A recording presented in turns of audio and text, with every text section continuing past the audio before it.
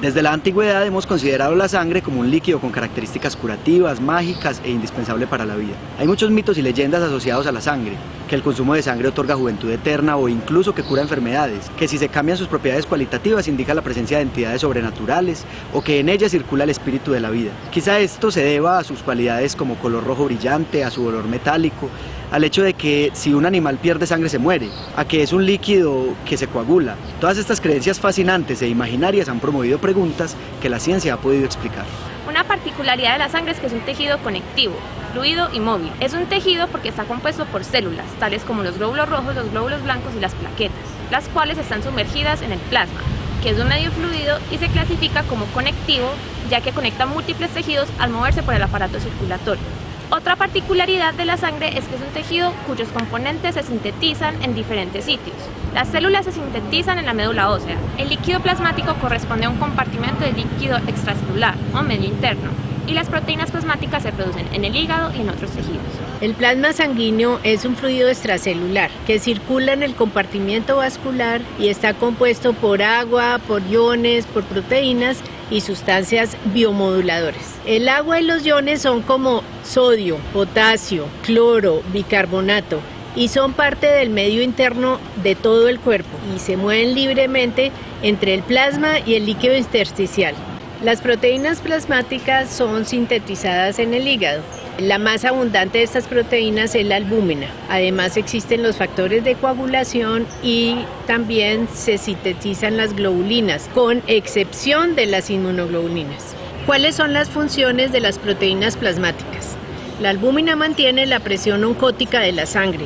Además transporta sustancias poco hidrosolubles y ayuda a regular el pH uniendo hidrogeniones. Hay muchos tipos de globulinas que pueden ser transportadoras de sustancias específicas no hidrosolubles, como lo hace la transferina o la tiroglobulina, o pueden ser enzimas como la protrombina, que es un factor de la coagulación. Otras globulinas son los anticuerpos, también llamados inmunoglobulinas.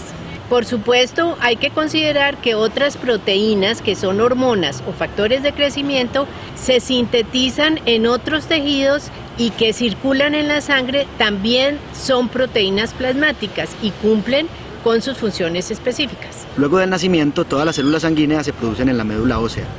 Los eritrocitos son más del 90% de la población celular en la sangre. Las células yuxtaglomerulares renales tienen quimiorreceptores que sensan la concentración de oxígeno sanguíneo cuando los niveles disminuyen por debajo de su valor homeostático mínimo. Se activa el factor inducible por hipoxia, el cual hace que se sintetice y se libere eritropoyetina. La eritropoyetina es el principal estímulo para la eritropoyesis, o sea, la producción de eritrocitos. Los eritrocitos básicamente son células llenas de hemoglobina, útil para el transporte de oxígeno. La hemoglobina está compuesta de 4 cadenas polipeptídicas, o sea que es un tetrámero. Cada cadena tiene un grupo hemo, el cual es un anillo de porfirina con un átomo de hierro ferroso en el centro.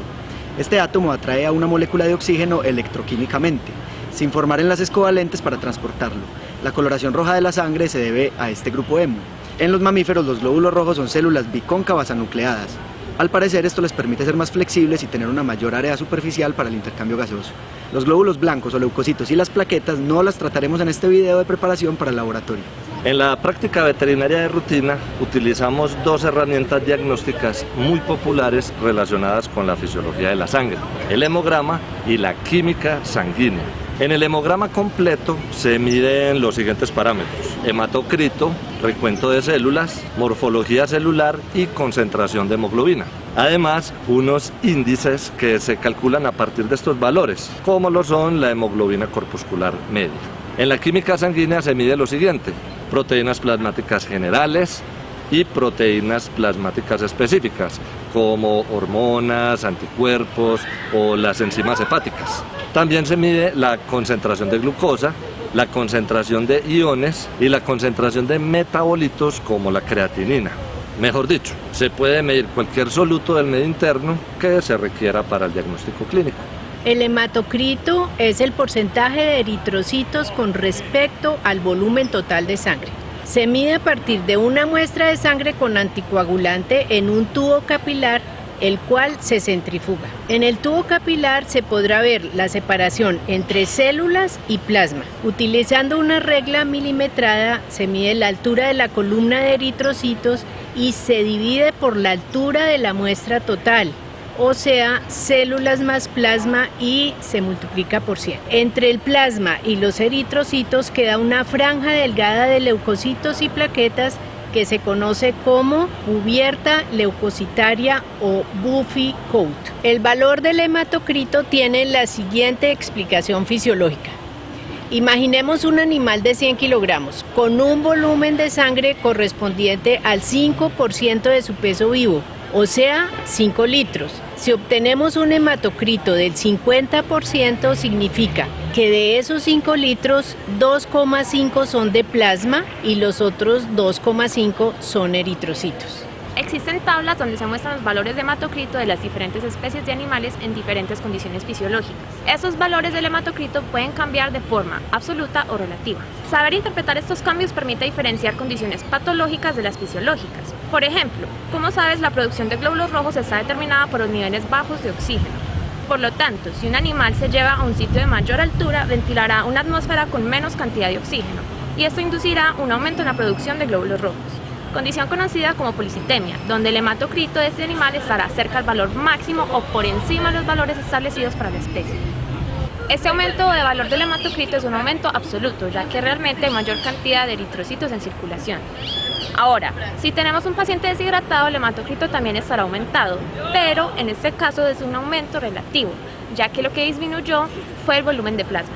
Estas dos situaciones que narramos son fisiológicas, pero también puede haber aumentos en el hematocrito por condiciones patológicas, como una neoplasia en la médula ósea.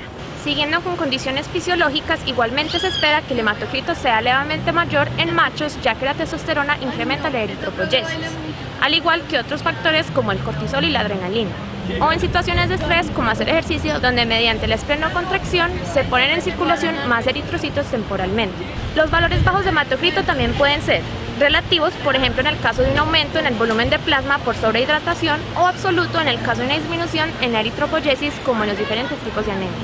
Es importante tener en cuenta que el transporte de oxígeno depende no solo de la cantidad de eritrocitos, sino también de la concentración de hemoglobina que contengan.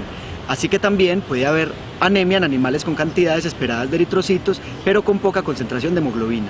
Para conocer la cantidad de eritrocitos se utilizan técnicas de conteo en cámaras de Neubauer o citómetros de flujo, y para conocer su morfología se realizan frotis de sangre teñidos. Ahora, la concentración de hemoglobina en sangre también se puede medir. Eso se realiza alisando los eritrocitos de forma mecánica con un palillo. Como ya sabíamos, la hemoglobina es un pigmento, así que se puede medir su concentración por medio de un hemoglobinómetro. Este equipo es un espectrofotómetro, que sirve para comparar el color de la hemoglobina con un estándar, y de esta forma se halla su concentración.